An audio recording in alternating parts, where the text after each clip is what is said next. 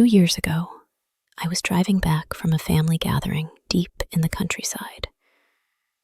The night had already swallowed the sky, and I had work early the next morning, so I forced myself to head home despite being exhausted.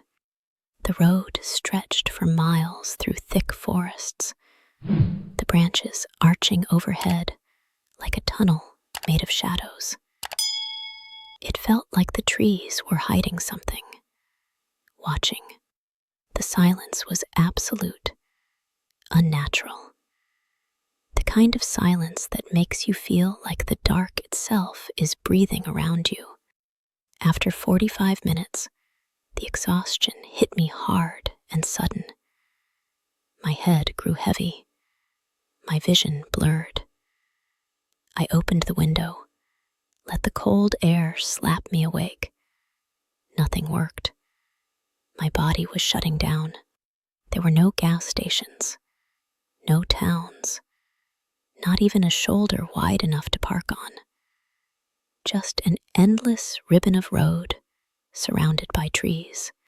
When I felt my control slipping, I pulled off the road into the grass, hiding the car behind a cluster of bushes.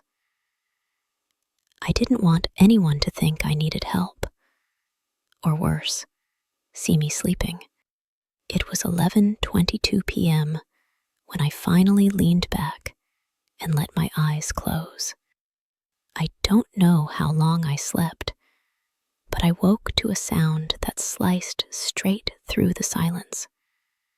Scratching, slow, dragging, deliberate, across the side of my car. The clock read 11:50 p.m. The sound stopped after a few seconds.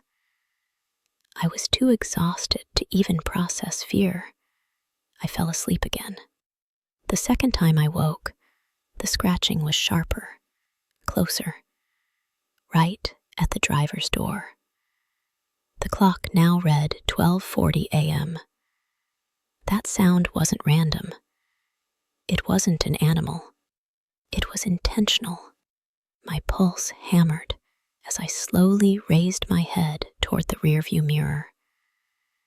In that brief, awful moment, I saw a small, human-shaped figure, hunched at an impossible angle, sprinting toward the trees.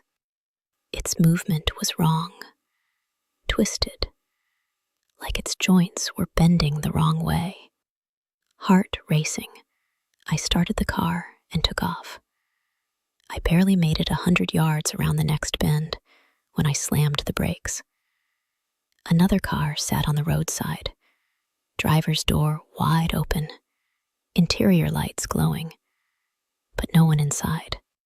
As I slowed, instinctively checking for someone who might need help, a figure burst from behind the bend, running faster than any person should be able to run. Tall, thin, and moving with that same broken, unnatural motion. He screamed, "Hey, you! Don't move! Get out of the car!"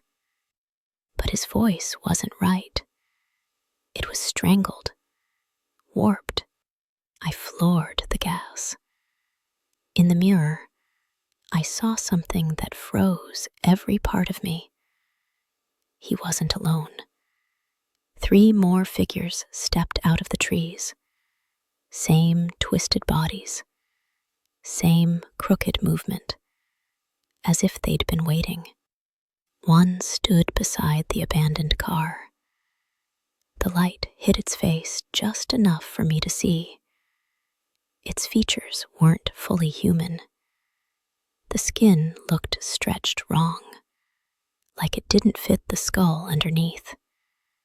And the eyes, too wide, far too wide.